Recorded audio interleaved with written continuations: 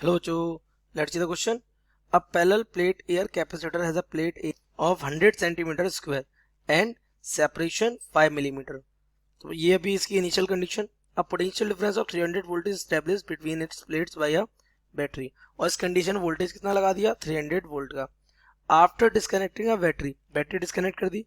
The space between the plate is filled by a ebonite, that means K equals 2.6. ebonite भर दिया उसमें.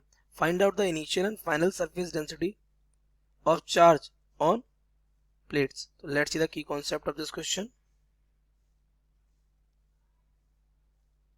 The key concept of this question is firstly what? Surface density of charge, यानी surface charge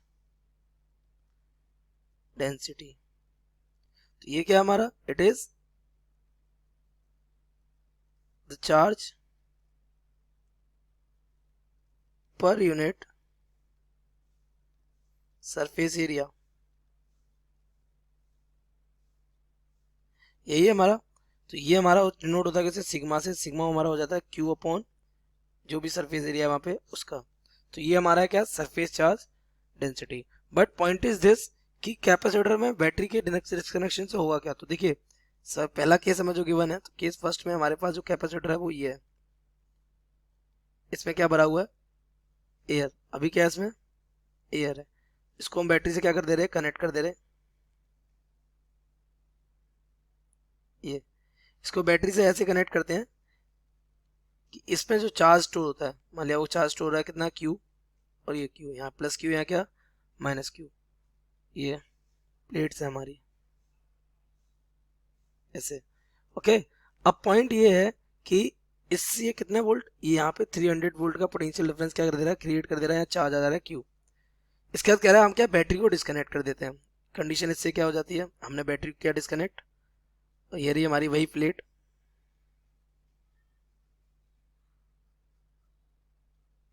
ये okay. और वो जो disconnect किया तो उसके अंदर में क्या भर दिया? ये यहाँ भर दिया हमने एबोनाइट.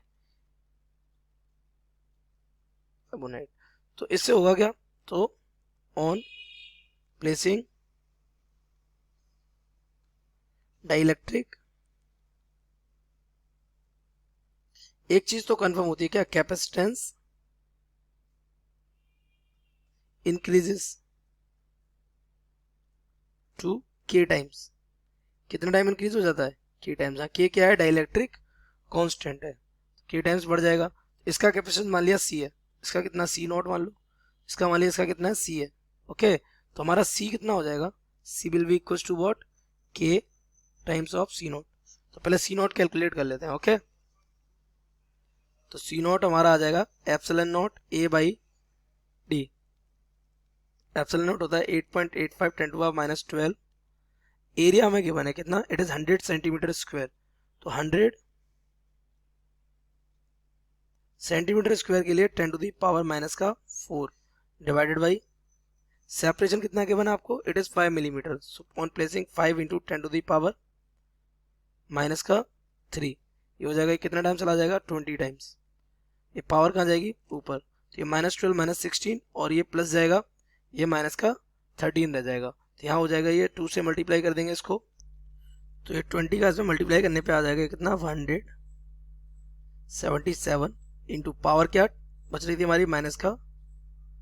तो पॉइंट इधर किसका आएंगे? ये आ जाएगा 1.77 into 10 to the power -11 of coulomb, sorry फेरेड.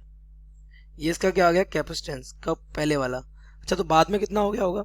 After inserting dielectric. तो डाइलेक्ट्रिक कितना हो गया होगा?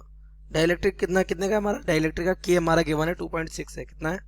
के इज कितना? 2.6. तो नया कैपेसिटेंस कितना हो जाएगा? सी इज इक्वल टू के टाइम्स ऑफ सी नॉट. तो कितना? 2.6 इंटू सी नॉट कितना आया था हमारा?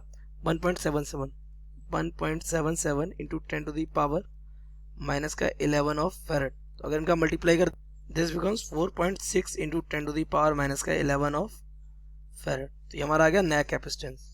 पॉइंट इज दिस कि आपसे पूछा गया जब डाइलेक्ट्रिक्स में इंसर्ट कर दिया तो उसकी सरफेस चार्ज डेंसिटी बतानी है.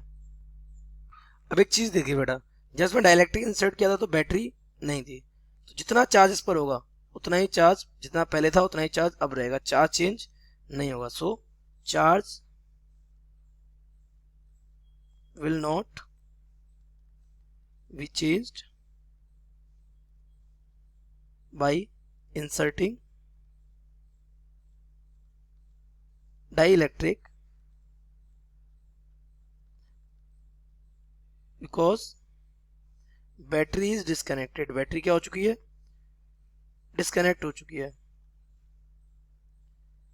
तो बेटा देखो इसमें क्यों नहीं होगा, क्योंकि चार्ज बढ़ेगा तब ना जब बैटरी देगी, और बैटरी नहीं है तो चार्ज कोई लेगा भी नहीं।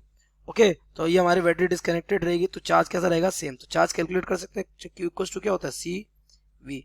अब पहले और बाद में तो इनिशियल कैपेसिटेंस और इनिशियल वोल्टेज से हम चार्ज कैलकुलेट कर सकते हैं, दोनों केस में कैसा है? सेम। तो इनिशियल कैपेसिटेंस कितना आया था? 1.77 इंटू 10⁻⁻11, और ये कितना था? 300। वोल्टेज कितना अप्लाई किया था? देखिए 300 वोल्ट से वोल्टेज लगाया था। तो हमारे यहाँ से Q कितना आ जाएगा? 3 का मल्टीप्लाई कर देंगे तो पावर क्या हो जाएगी? कम। तो 3 7 जा 21, 3 7 जा 21, 3 एंड 3 7 जा 3 1 जा 3 into 5.31 into 10 to the power कितना हो जाएगा? माइनस का 9 ऑफ कूलम। ये तो आ गया चार्ज। आपसे पूछा क्या है? चार्ज तो आपको मालूम पड़ गया। Surface charge density, since surface charge density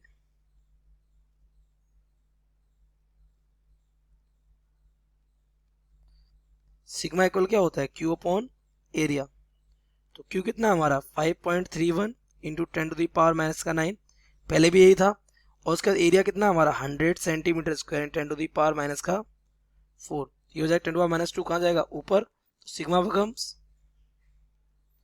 5.31 into 10 to the power minus 9 अपनी जगह पे, और 10 to the power plus minus का 2 ऊपर आएगा तो प्लस का 2 हो जाएगा।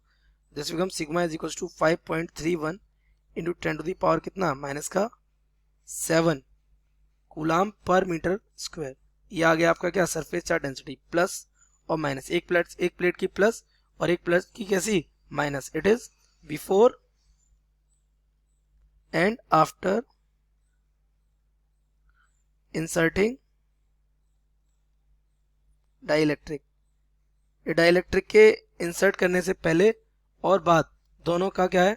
Surface charge density. सो आपका ऑप्शन हमारा यहाँ पे कौन सा मैच कर रहा है? C. C option becomes the correct. So the correct option C. I hope you have understood it well. Best of luck.